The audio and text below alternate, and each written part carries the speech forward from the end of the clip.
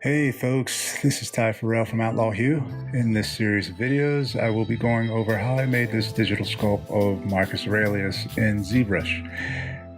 I'm not going to spend too much time going over the process in detail. I think you'll be able to pick up on a lot of what I do just going through a time lapse.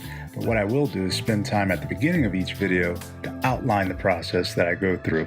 On this particular project, I do not start from scratch. I'm using one of Zbrush's default busts that come with their software. And yeah, that's it. So that's all I have for this intro video, and I will see you in the next video.